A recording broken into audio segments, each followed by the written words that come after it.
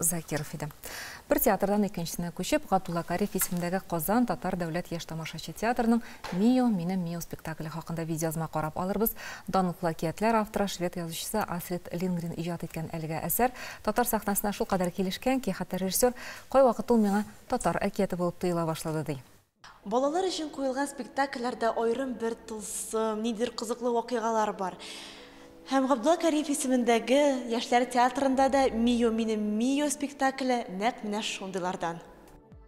«Мио, минем Мио» әсәренең туу тарихы да бик кызыклы. Аның авторы Астрид Лингрен Стокгольм паркында йөргәндә Босси исемле малайны очрата. Һәм аның белән бергә аралашканнан соң язучының башында шушы әкиятне язу фикере туа. Спектакльнең режиссерына килгәндә Екатерина Гороховская «Мио, минем Мио» әкиятен кичкенә чагыннан ук ярата икән, һәм аны сәхнәгә кую аның хыялы була. Әлеге әсәр Ғабдулла Кариев театры артистларына бик тә килеште.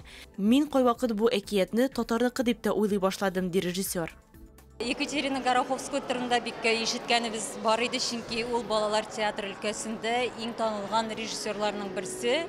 Чөнки бүген балалар күбрәк виртуаль дөньяда яши. Менә безнең тылсымга, ничектер элекке әкиятләргә кайтарасы килде балаларны. Актерлар әлбәттә инде бик яратып эшлиләр, бик үзләрен курбан итеп диергә мөмкин. Алар гомумән безнең шундый тырышлар, матурлар гына түгел, тырышлар да, талантлылар да.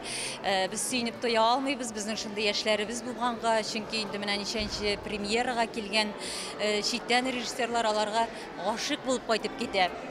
Ғабдулла Кариев театрының әйдәп баручы артистларының берсе Илнар Низамиев төп рольләрнең берсен уйнаячак.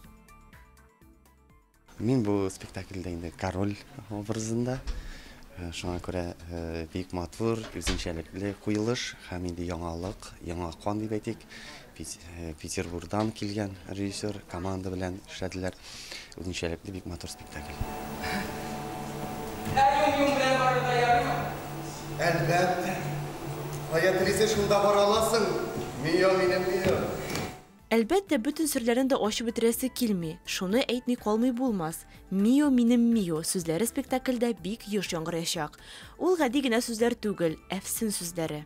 Режиссерга килгәндә шул кадәр шады, шундый рәхәт, җиңел кеше, яным белән эшләү дә җиңел булды. Шатлыклы хәбәр! Әгәр рөхсәт итсәң, мин бу хатны безнең королебызга илтеп тапшырыр идем. Залда балалар бик күп иде, аларның әти-әниләре дә зур кызыксыну белән килгәннәр. Я очень полюбила Казань здесь. Мин Казанны бик яраттым. Без эшне июль аенда башладык. Килеп киткәндә тренинглар ясыйдык. Образлардан нидер яңа якларны ача алдык. Премьер алдыннан эш атна иң катлаулысы иде. Мин үземне монда 1 ел яшәгән кебек хис иттем.